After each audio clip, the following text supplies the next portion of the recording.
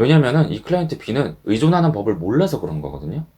욕구는 있는데 내가 어린 시절에 의존을 해본 적이 없기 때문에 이게 뭐가 뭔지, 내 감정이 뭔지 잘 모르는 거예요.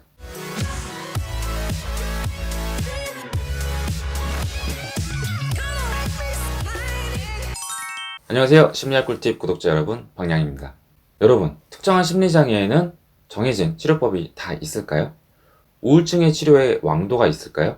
오늘은 요거에 대해서 한번 알아봅시다. 제가 예전에 손상된 자존감을 회복하는 방법에 대해서 영상을 제작하기가 조금 어렵다고 그랬죠. 왜 어려울까요? 가끔 댓글 달아주시잖아요.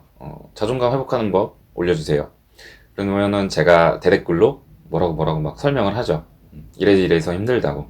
바로 자존감이 하락한 원인, 이유에 따라서 치료 방법이 무한 가지로 바뀌기 때문입니다. 첫 번째로 누구에 의해서, 누구의 자극에 의해서 내 자존감이 손상되었는지에 따라서 치료 방법이 달라요.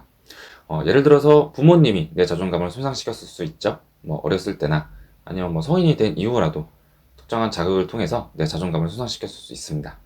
혹은 뭐 친구, 혹은 SNS, 그리고 심지어 어떤 분들은 자기 스스로 자극을 주는 경우도 있어요. 나 스스로 다른 자극이 없음에도 불구하고 나 스스로 자존감을 막 이렇게 악화시키는 거예요. 두 번째로 손상된 기간에 따라서 그 치료 방법이 조금씩 다릅니다. 아까 예시로 돌아오면 부모님에 의해서 내 자존감이 손상이 됐다. 그러면 자존감 손상 기간이 조금 길죠. 그와는 좀 별개로 뭐 친구에 의해서 손상이 됐다. 그러면 상대적으로 부모님에 의해서 손상된 것보다는 그 기간이 짧겠죠. 이런 식으로 자존감 손상 기간에 따라서 치료법이 약간씩 달라집니다. 세 번째로 이 자존감을 낮추는 외부 자극을 내가 어떻게 심리적으로 받아들였는지, 어떻게 무의식적으로 받아들였는지, 소위 말해서 어떻게 내가 심리적으로 소화를 시켰는지, 요거에 따라서 좀 또 달라요. 예를 들어서 어떤 사람이 나한테 야 이 바보야 그랬다고 생각을 해봐요. 그럼 어떤 사람은 그래 나 바보지 뭐 이러고 넘어가는 사람도 있고, 또 다른 사람은 내가 진짜 바본가? 나 어떻게 해야 되지? 나 이렇게 바본데? 이런 식으로 부정적인 생각을 계속 강화시키는 분들도 있어요. 이렇게 좀 상반되죠. 내가 소화를 어떻게 시키느냐에 따라서. 그렇기 때문에 이런 개인적인 독특한 상황에 따라서 내 독특한 소화 방법에 따라서 치료 방법이 또 달라질 수밖에 없습니다. 이렇게 원인이 천차만별인데 그러면 치료 방법도 천차만별로 카테고리가 엄청 많아져요. 그러면은 이 카테고리 다 다루는데 내가 봤을 때 한 두세 시간은 걸려요. 그러면 두세 시간짜리 올리면은 안 볼 거잖아. 그래서 항상 미뤄두고 있어요. 이거를 어떻게 해결해야 될까? 어떻게 압축해서 간결하게 이야기해야 될까? 이러다 보니까 안 올리게 됐습니다. 제가 나중에 좋은 방법이 생각나면 제작해 보도록 하겠습니다. 자존감 케이스와 마찬가지로 심리장애도 동일한 증상을 보인다고 해서 동일한 치료법을 사용하면 안 돼요. 물론 대표적인 치료법은 있어요. 예를 들어서 우울증의 대표적인 치료법은 인지치료고, 공포증의 대표적인 치료법은 체계적 둔감화라는 그런 방법이 있어요. 그런데 내가 우울증으로 진단받았다, 내가 우울증이 의심된다, 내 증상이 우울증이다 라고 해서 무조건 인지치료를 행한다, 이런 건 아니라는 거죠. 공포증도 마찬가지예요. 내가 공포증 증상을 보인다고 해서 나는 무조건 체계적 둔감화 치료법을 사용해야 되나? 대부분 이런 식으로 치료를 하지만 무조건적으로 너 체계적 둔감화 써야 돼 이럴 수는 없다는 이야기예요. 이해를 돕기 위해서 병원 상황으로 한번 예시를 들어볼까요? 내가 병원에 진료를 받으러 갔어요. 내 증상은 재채기 그리고 코막힘, 요것 때문에 이비인후과에 갔다고 가정을 해봅시다. 물론 이렇게 진단을 내리는 선생님은 없고, 이건 극단적인 예시예요. 그런데 재미를 위해서 한번 이렇게 예시를 들어봅시다. 아무튼 이렇게 재채기가 나고 코가 막히고 이런 증상은 감기일 확률이 굉장히 높지만 의외로 알레르기성 비염일 수도 있죠. 그래서 이런 증상을 가지고 선생님한테 갔어요. 그랬더니 선생님이 대충 이런 증상은 감기예요. 그러니까 감기약을 처방해 드리겠습니다. 근데 만약에 내가 알레르기성 비염이면 그러면은 엉망진창이 되잖아요. 심리치료도 마찬가지예요. 이런 식으로 내가 가지고 있는 대표적인 심리적 장애 증상, 요거에 따라서 무조건적으로 그러면 너 무조건 이 심리치료를 해야 돼, 이런 식으로 무작정 진단을 내리고 치료적 접근을 할 수가 없다는 이야기예요. 아까 낮은 자존감의 원인을 파악하는 것처럼 심리치료의 세부적인 원인을 파악하기 위해서는 첫 번째, 언제부터 이 증상이 나타나는가? 두 번째, 이런 원인 자극의 제공을 누가 했는가? 부모님인가? 친구인가? SNS인가? 나 자신인가? 이런 거에 대해서 파악을 할 필요가 있고, 세 번째, 이 자극을 어떻게 무의식적으로 해석을 했길래 내 고유한 사고 체계로 어떻게 독특하게 이렇게 해석을 했으면 이 증상까지 나왔을까? 이거에 대해서 알아봐야 됩니다. 물론 이 세 가지만 파악하는 건 절대 아니고 더 많은 요소들을 파악하면 할수록 좋아요. 그래서 이런 분석이 더 세세하게 될수록 심리치료적 접근도 더 세세하고 정확하게 할 수 있겠죠. 예를 들어서 내가 우울증은 맞아. 우울증은 맞는데 그 원인이 B야. 근데 보통 우울증의 원인은 A라고 가정을 해봅시다. 근데 만약에 선생님이 보통 우울증의 원인은 A니까 A 치료법으로 갑시다. 이런 식으로 하면 내 원인은 원래 원인은 B인데 그거 알아보지도 않고 그냥 A로 가. 그러면 이제 삽질이죠.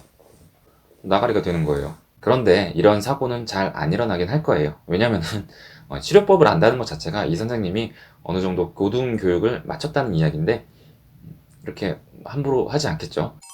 그러면 이 내 세부적 원인에 따라서 치료법이 어떻게 달라지는지 한번 예시를 들어볼게요. 의존적인 성향이 너무 강해서 상담실에 방문을 한 클라이언트 A, 클라이언트 B가 있다고 가정을 한번 해봅시다. 나는 치료자로서 클라이언트 A가 본인을 너무 무능하고 좀 가치 없는 존재로 보고 이렇기 때문에 조금 더 유능해 보이고 심리적으로 힘이 센 심리치료자에게 의존을 하고 있다는 걸 파악을 했어요. 그러면은 이런 상황에서 심리치료자는 이 클라이언트 A의 의존이나 응석 같은 거를 받아주면 안 돼요. 왜냐면은 이 A라는 사람이 심리치료자, 그러니까 힘이 센, 그러니까 유능한 심리치료자라는 사람이 있기 때문에 내가 돈만 내면 이 사람에게 계속 의존을 할 수 있기 때문에 그 의존성 치료 의지를 상실해 버리거든요. 상실까지는 아니더라도 치료가 굉장히 더뎌지죠. 왜냐면 나는 당신한테 의존하면 되니까. 그럼 내 마음이 편해지니까. 근데 이런 거는 제가 예전에도 얘기했듯이 절대 올바른 방법이 아니에요. 나한테 의존을 하게 만드는 거는 올바른 방법이 절대 아니고 혼자서 스스로 헤쳐나갈 수 있게 격려를 해주고 심리적 교육을 해주고 이런 게 올바른 방법이죠. 그렇기 때문에 클라이언트 A에게는 너 응석 부리지 마, 나한테 의존하지 마, 약간 이렇게 선을 그어야 될 필요가 있는 거예요. 반면에 클라이언트 B는 원인이 조금 달라요. 유년기 시절에 부모님한테 사랑을 많이 못 받았어. 부모님이 굉장히 엄격하게 클라이언트 B를 키워왔기 때문에 내가 어떤 의존을 하고 싶어도 의존을 하지 못했던 거예요. 어린 시절에. 그래서 소위 말하는 애정결핍의 맛, 이런 게 있던 거죠. 클라이언트 B에게는. 그러면은 이 클라이언트 B한테는 어느 정도 나한테 의존해, 응석 부려, 이렇게 해도 돼요. 이게 오히려 더 심리치료적인 효과를 촉진할 수가 있어요. 물론 계속 그러면 안 되고 초창기에는 약간 허용을 해도 됩니다. 왜냐면은 이 클라이언트 B는 의존하는 법을 몰라서 그런 거거든요. 욕구는 있는데 내가 어린 시절에 의존을 해본 적이 없기 때문에 이게 뭐가 뭔지, 내 감정이 뭔지 잘 모르는 거예요. 그러면은 나한테 약간 의존하면서 그 감정이 어떤 건지 한번 배워봐. 이런 느낌으로 의존을 허용해도 되는 거예요. 자, 동일하게 의존적인 성향을 치료하는 상담적인 상황인데 좀 치료 방법이 다르죠. 증상은 비슷한데도. 재밌지 않나요? 물론 방금 제가 이야기한 치료법을 완벽하게 이해 못해도 돼요. 이거를 내가 지금 이렇게 간단하게 말했다고 알아들으면 심리학에 굉장히 큰 조예가 있는 거예요. 대학원을 고려해보세요, 그러면. 농담이고. 여기서 알아야 될 포인트는 내 표면적인, 내 1차적인 단순한 심리적 장애 증상이 비슷하다고 해도 그 나의 독특성, 나의 세부적인 원인에 따라서 그 심리치료적 접근은 달라져야 된다. 이 포인트만 알면 됩니다. 그래서 여러분들이 맨날 저한테 이렇게 심리적인 고민 같은 거 말씀하시고 조언해달라고 하시잖아요. 그럴 때 제가 나름대로 길게 성심성의껏 답변하긴 하죠.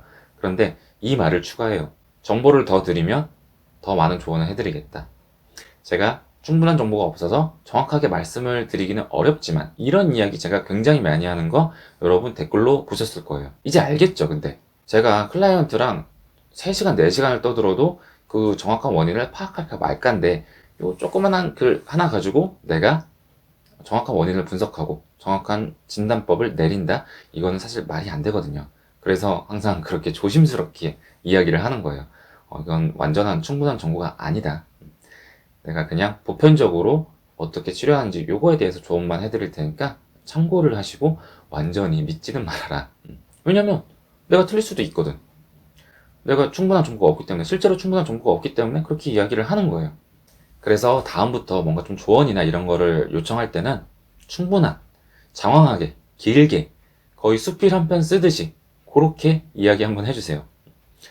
사실 정보랑, 제가 얻는 정보랑 제가 제시하는 치료적 제언, 조언이랑 그 상관도는 비례해요. 그러니까 나는 정보가 더 많으면 많을수록 내가 내리는 그런 진단은 더 정확할 수밖에 없어요. 지금 제가 여러분의 뭐 직장 상사로서 프리젠테이션 듣고 이런 거 아니잖아요. 직장 사업적인 프리젠테이션, 뭐 면접 이런 거는 간결해야죠. 핵심만 딱 짚어서 이야기를 해야죠. 그런데 저는 직장 상사가 아니죠. 오히려 여러분이 저의 직장 상사일 수도 있어요. 클라이언트니까. 그러면 저한테는 막 장황하게 이야기해도 되는 거예요.